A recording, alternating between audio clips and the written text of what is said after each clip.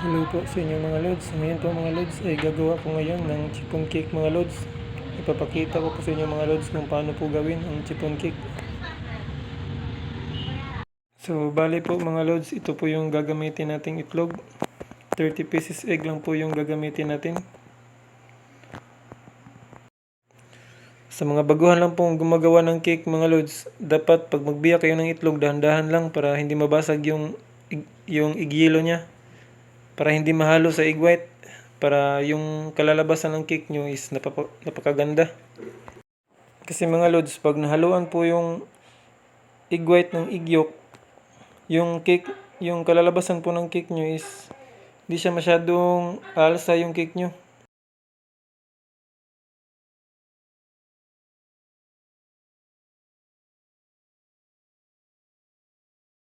Basta mga lods, siguraduhin nyo lang pong hindi mahaluan ng igilo ang egg white mga lods. So ayun mga lods, tapos na po natin i-separate yung egg white at saka egg yolk. Ngayon naman mga lods, ililipat na po natin yung igilo sa planggana. Lalagyan na po natin ito ng mga ingredients mga lods. Ang una po nating ingredients mga lods is white sugar 300 grams. At saka salt 10 grams. At saka baking soda 10 grams. Isusunod naman natin ang baking calumet 40 grams. Huwag niyong kalimutang lagyan ng baking calumet mga lods. Ito naman mga lods ang ating pabango, oil of vanilla. 2 takip lang po yung ilalagay ko mga lods. Depende po yan sa inyo kung ilang takip po yung ilalagay nyo. At saka tubig mga lods, 1 can.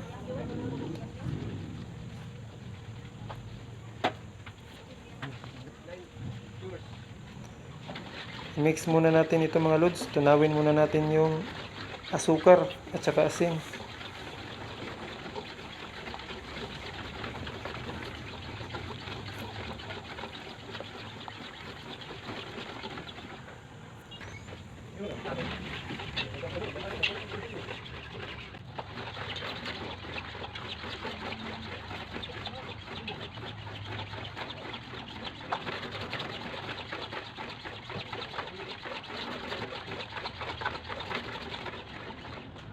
So, ayun na mga lods. Tapos na po natin tunawin yung asukar. Ilalagay na natin yung cake flour natin. Ang cake flour natin mga lods is 800 grams.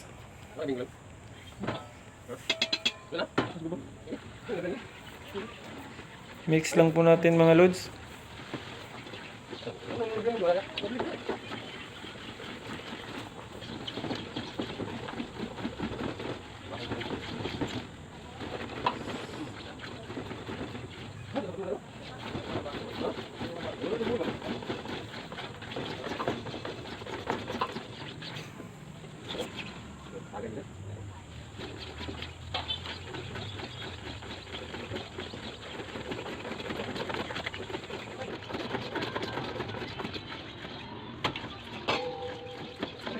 So ayun mga lods, malapit na po natin matapos i-mix. Ngayon naman mga lods, ilalagay naman natin ang ating oil. Ang oil natin mga lods is 3/4 can.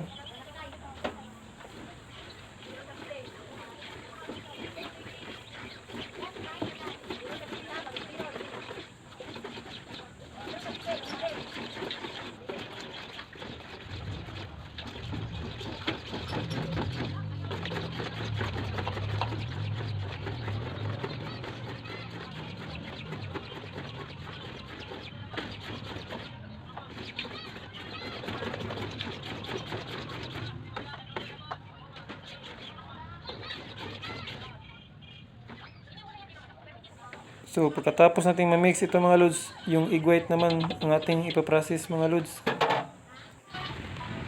So ito na po yung egg white mga lods. Ito naman ang ating ipaprocess. Ngayon mga lods, ilalagay na po natin yung egg white sa mixer. Siguraduhin nyo rin mga lods, yung mixer nyo is malinis. Ngayon mga lods, lalagyan na natin ng cream of tartar 10 grams. Siguraduhin nyo talagang may cream of tartar mga lods.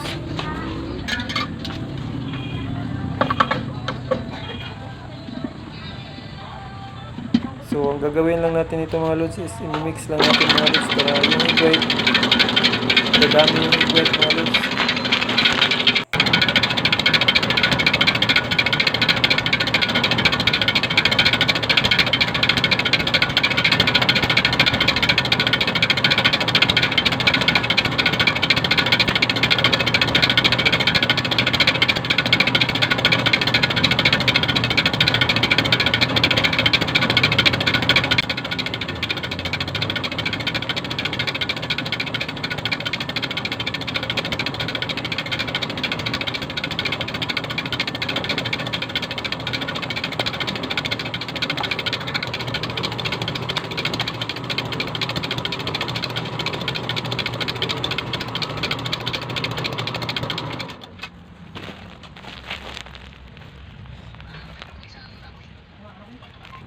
So, ito na po mga lods, tumubo na po yung egg white natin, dumami na po siya.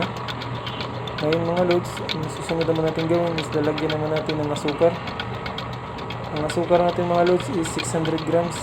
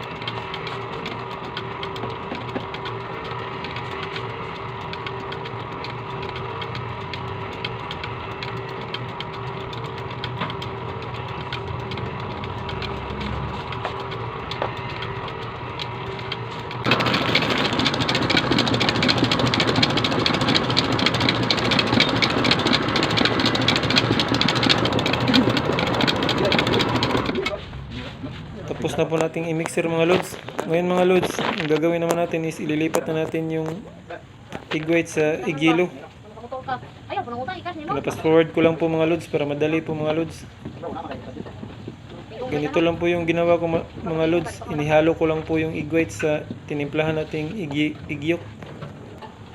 Ihalo lang po natin ng maayos mga lods.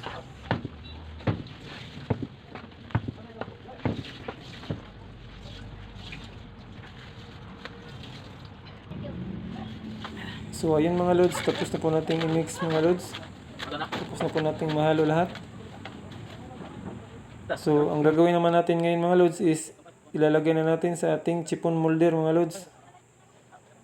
Yung molder natin mga lods is ang size po nito is medium size.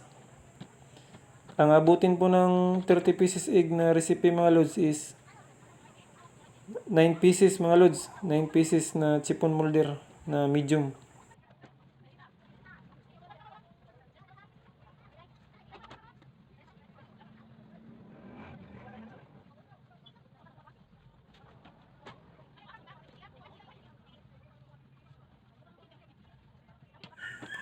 Ang bintahan po namin ng chipon dito mga lods, yung medium size namin is, yung price niya is 130. 130 pesos po yung price niya mga lods.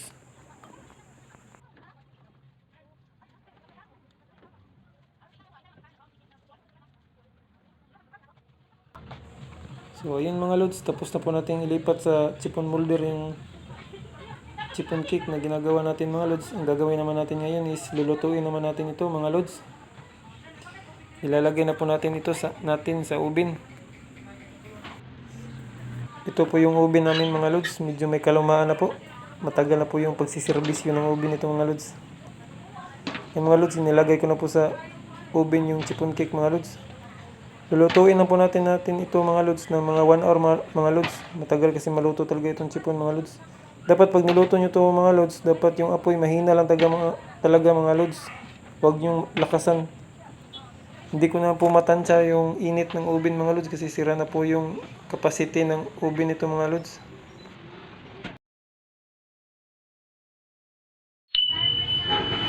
So, ayun mga lods.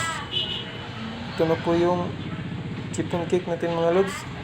Tignan nyo naman po yung resulta mga lods. Napakaganda po ng chiffon mga lods.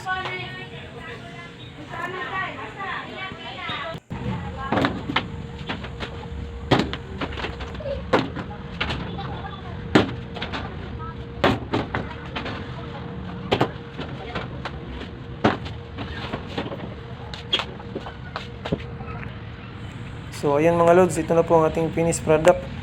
Ito na po ang ating chiffon cake. Sana may natutunan po kayo sa vlog ko na to mga lods. Yung hindi pa nakasubscribe sa channel ko, mag-subscribe na po kayo. Maraming salamat po mga lods.